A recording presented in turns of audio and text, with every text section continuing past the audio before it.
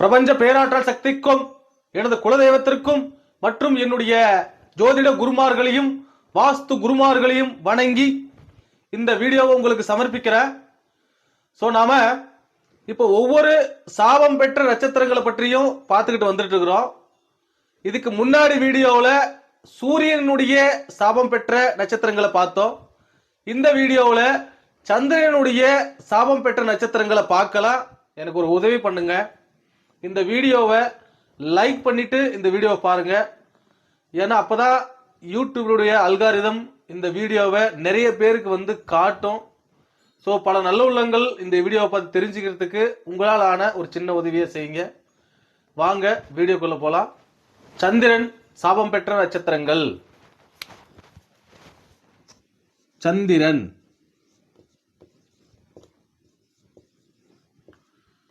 சந்திரன் சாபம் பெற்ற நட்சத்திரங்கள் என்னென்ன? முதல்ல பரணி, மகம், கேட்டை, உத்திரட்டாதி,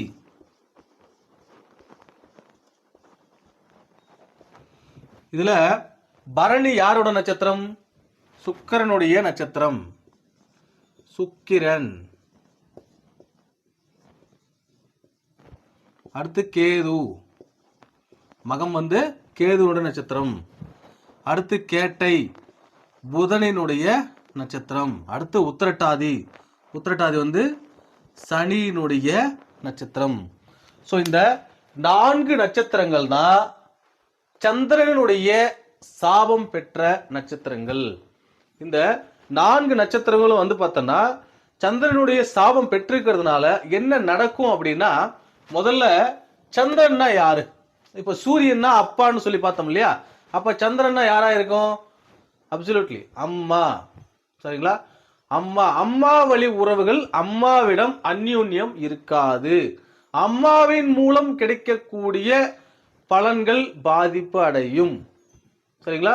அதுக்கு அடுத்து வந்து பாத்தீங்கன்னா தாய் வழி உறவுகள்ல ரொம்ப முக்கியமானதா பார்க்கும் பொழுது நம்மளுடைய பாட்டி. ஸோ பாட்டியினுடைய தேவைகளை நம்ம பூர்த்தி செய்யும் பொழுதும், அம்மாவினுடைய தேவைகளை பூர்த்தி செய்யும் பொழுதும், அவர்களுக்கு பணிவிடை செய்யும் பொழுதும் இந்த சந்திரன் சாபத்திலிருந்து நாம் மீள முடியும். First point. ரெண்டாவது, இந்த சந்திரனுடைய சாபம் பெற்றவர்கள் என்னென்ன மாதிரியான பாதிப்புகளை சந்திப்பாங்க அப்படின்னா, முதல்ல சொன்ன மாதிரி அம்மாவினுடைய வழியிலும் அம்மாவின் மூலமாகவும் கிடைக்கக்கூடிய பலன்கள்ல பாதிப்பு இருக்கும். அதே நேரத்தில் சந்திரன் அப்படின்றது மனோகாரகன். மனசுக்கு அவர் தான் காரகன். அவர் தான் head of the department of மனசு. ஸோ அந்த மனசை வந்து பேதலிக்க வைக்கிறது, பிபி பிளட் ப்ரெஷரை இன்க்ரீஸ் பண்றது, இது எல்லாமே வந்து பார்த்தீங்கன்னா சந்திரன் தான். ரெண்டாவது, மூளையில வரக்கூடிய நோய்களை குறிக்கிறது. ரெண்டாவது, நோய்கள் அப்படின்னா நீங்க ரொம்ப டீப்பாலாம் யோசிக்காதீங்க. அவன் என்னவோ மென்டல் தரமா பேசிக்கிட்டு இருக்கிறான்பா, மூளை குழம்பிருச்சு போலக்குது அப்படின்னு சொல்லி பேசுவோம் இல்லையா? அந்த மாதிரியான புத்தி பேதலிப்பது, இது எல்லாமே வந்து சந்திரனுடைய காரகத்துவம் தான். என்ன பேசுறான்னு அவங்களுக்கே தெரியாது. கோபத்துல கொட்டிடுவாங்க, திருப்பி அள்ள முடியாது. அந்த கோபத்துல கொட்டினது மூலமாவே பல பிரச்சனைகள் அவங்களுக்கு வந்துடும். நிறைய உறவுகள் அவங்கள விட்டு பிரிஞ்சிருவாங்க. இது எல்லாமே சந்திரனுடைய சாபம் பெற்ற நட்சத்திரங்கள் மூலமா நடக்கக்கூடியது தான். அடுத்து உணவு. சந்திரன்னா சமைத்த உணவு அப்படின்னு அர்த்தம். சமைத்த உணவுகளை இவங்க வந்து சூடா இருக்கும் போதே சாப்பிட்றது நல்லது. ஆறிப்போன உணவுகளை சாப்பிடும் பொழுது அது ஃபுட் பாய்சன் ஆகிறதுக்கோ அல்லது அலர்ஜி ஏற்படுத்துறதுக்கோ வாய்ப்பு உண்டு. அதனால சமைத்த உணவுகளை சூடா சாப்பிடுறது இவங்களுக்கான இன்னொரு பெஸ்ட் ரெமெடின்னே சொல்லலாம். அடுத்து இங்க பாருங்க, பரணி. பரணினா யாரு? சுக்கிரனுடைய நட்சத்திரம். அப்போ சுக்கிரனையும் சந்திரனையும் கனெக்ட் பண்ணுங்க. சுக்கிரன் யாரு? பெண்கள், அழகு, பணம் இல்லையா? ஸோ இது எல்லாமே பாதிக்கப்படும். பெண்கள் அப்படின்னாக்க மனைவி, இளைய சகோதரி, மூத்த சகோதரி எடுக்கும் பொழுது இவங்க கூடயுமே நம்ம வந்து பாத்தீங்கன்னா ஒரு கனெக்ட் ஆக முடியாம சண்டையிலே இருப்போம். அடுத்ததான் வந்து பாத்தீங்கன்னா சுக்கிரன் அப்படின்னா தினந்தோறும் நாம் சம்பாதிக்கக்கூடிய பணம் தினம்தோறும் நாம் செலவழிக்கக்கூடிய பணம், இது ரெண்டுமே வந்து சுக்கிரன் தான். ஸோ அப்போ இந்த பணம் வரவுகள்லையுமே நமக்கு வந்து தொழில் கொஞ்சம் மந்தமாக நடக்கிறது, வருமான பற்றாக்குறை இருக்கிறது, இது எல்லாமே நடக்கும். இந்த சுக்கிரனுடைய பரணி நட்சத்திரத்தில் பிறந்தவங்களுக்கு இது நடக்கும். அடுத்து வந்து பாருங்க மகம் கேது. இந்த மகம் கேதுல மகம் நட்சத்திரம் வந்து பார்த்தீங்கன்னா கேதுடைய நட்சத்திரமா இருக்கிறதுனால நம்ம எப்பவுமே வந்து நம்ம யாருமே நம்மள புரிஞ்சிக்க மாட்டேன்றாங்க அப்படின்னு சொல்லி மற்றவங்க கிட்ட இருந்து ஒதுங்கி இருக்கிறதுக்கு நிறைய முயற்சி பண்ணுவோம். ஸோ அப்படி ஒதுங்கி இருக்க முயற்சி பண்ணும் பொழுது நம்ம வந்து என்ன பண்ணுவோம், கடவுளின் மீது அதிக நாட்டத்தை கொண்டு போவோம். ஏன்னா கேது அப்படின்னாலே ஆன்மீக கிரகம், கடவுளின் மீது அதிக நாட்டத்தை கொண்டு போவோம். அது தப்பில்லை.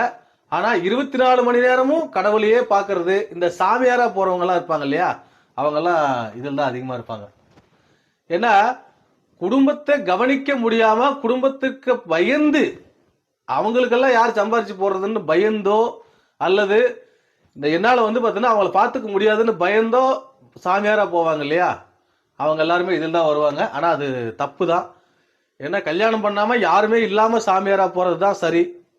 எல்லாருமே இருந்து அவங்களுக்கு செய்ய வேண்டிய கடமைகளை செய்யாம தவிர்த்துட்டு அவங்கள வந்து ஒதுக்கிட்டு போறதுன்றது தவறான ஒரு விஷயம்.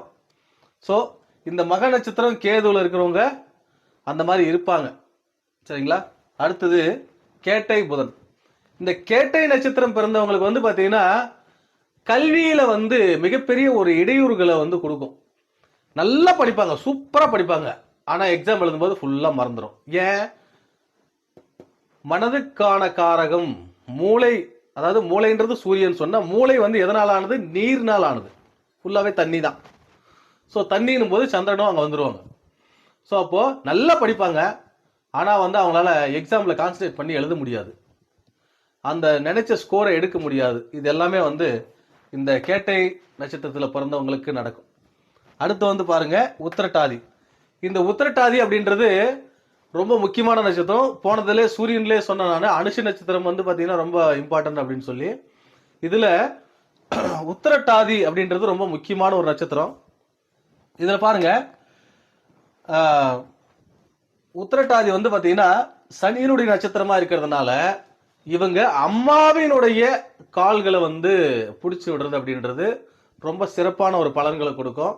உங்களை வந்து மிகப்பெரிய உச்சத்தில் கொண்டு போய் உட்கார வைப்பார். ஏன்னா சனி அப்படின்றவர் கர்மகாரகன். சனி வந்து நம்ம உடல் பாகத்தில் எங்க இருக்காருன்னா காலில் இருக்கார். ஸோ அப்போ கால்கள் அம்மாவினுடைய பாட்டியினுடைய கால்களை நாம வந்து பிடிச்சி விடுறது அப்படின்றது மிகச்சிறந்த பலன்களை கொடுக்கும். இதுல சுக்கிரன் பகலில் பிறந்தவர்களுக்கு சுக்கிரன் அம்மா, இரவில் பிறந்தவர்களுக்கு சந்திரன் அம்மா. சரிங்களா? ஸோ இந்த டிஃபரன்ஸை நீங்க புரிஞ்சுக்கணும். ஸோ அப்போ அம்மாவின் மூலம் நீங்க கிடைக்கக்கூடிய பலன்களை நீங்கள் பெற வேண்டும் என்றால் அம்மாவிற்கான பணிவிடைகளை செய்ய வேண்டும். மன அழுத்தத்தில் உள்ளவர்களுக்கு உங்களால் முடிந்த உதவிகளை செய்ய வேண்டும். உங்களால் எப்போதெல்லாம் முடிகிறதோ அப்போதெல்லாம் கோவில் திருவிழாக்களிலோ அல்லது கூட்டம் அதிகமாக கூடும் இடங்களிலோ அல்லது வெயில் காலங்களிலோ நீர் மோர் அனைத்து மக்களுக்கும் கொடுத்து வர இந்த சந்திரனுடைய சாபம் நீங்கும் என்பது நிதர்சனமான உண்மை. மேலும் உணவு தானம் என்பது மிகச்சிறந்த தானம், அன்னதானம். அந்த அன்னதானத்தை உங்களால் முடிந்த வரை அனைவருக்கும் செய்யுங்கள். நீங்கள் செய்யும் அன்னதானத்திலே கண்டிப்பாக உணவு சூடாக இருக்க வேண்டும் என்பதை நீங்கள் புரிந்து கொள்ள வேண்டும். அடுத்து நீங்கள் சாப்பாடு பொட்டலம் கொடுக்கறதோடு நிறுத்தாம கூடவே ஒரு தண்ணி பாட்டிலையும் கொடுக்கணும்ன்றது நிதர்சனம்.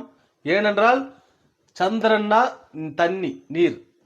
ஸோ அப்போ உணவுடன் சேர்ந்து நீரையும் கொடுக்கும் பொழுதுதான் அந்த அன்னதானத்திற்கான பலன் உங்களுக்கு கிடைக்கும் என்பதை நினைவில் வைத்துக் கொள்ள வேண்டும். சரி, இந்த வீடியோ உங்களுக்கு ரொம்ப பயனுள்ளதாக இருக்கும்னு நான் நம்புறேன். ஸோ நம்ம அடுத்த வீடியோவிலே செவ்வாயினுடைய சாபம் பெற்ற நட்சத்திரங்கள் என்ன, அதனுடைய பாதிப்புகள் என்ன, தீர்வுகள் என்ன என்பதை பார்க்கலாம். சூரியனுடைய சாபம் பெற்ற நட்சத்திரம் இதுக்கு முன்பு நான் அப்லோட் பண்ணியிருக்கிறேன். அதனுடைய பிளேலிஸ்ட் லைனாக வரும். ஸோ பாருங்க. இந்த வீடியோவை லைக் பண்ணுங்க, ஷேர் பண்ணுங்க. ஏன்னா நீங்க லைக் பண்ணும் பொழுதுதான் இந்த வீடியோ பல பேருக்கு வந்து அந்த யூடியூப் அல்காரிதம் காட்டுது. ஸோ நீங்கள் லைக் பண்ணாமல் வீடியோ பார்க்கும் பொழுது இந்த வீடியோ வந்து பல பேருக்கு சேர்றதில்ல. ரெண்டாவது, இந்த சந்திரனுடைய நட்சத்திரத்திலே யாரெல்லாம் பிறந்திருக்கிறீங்க, சந்திரனுடைய சாபம் பெற்ற நட்சத்திரத்தில் யாரெல்லாம் பிறந்திருக்கிறீங்க அப்படின்னு சொல்லி கமெண்ட்ல டைப் பண்ணுங்க. நான் சொன்ன விஷயங்கள் எல்லாமே உங்களுக்கு நடந்திருக்குதா அப்படின்னு டைப் பண்ணுங்க. நானும் தெரிஞ்சுக்கிறேன், மற்ற வியூவர்ஸும் தெரிஞ்சுக்கிட்டோம். இதோட இந்த வீடியோவை நான் முடிச்சுக்கிறேன். உங்களை அடுத்த வீடியோவில் சந்திக்கிறேன். நன்றி.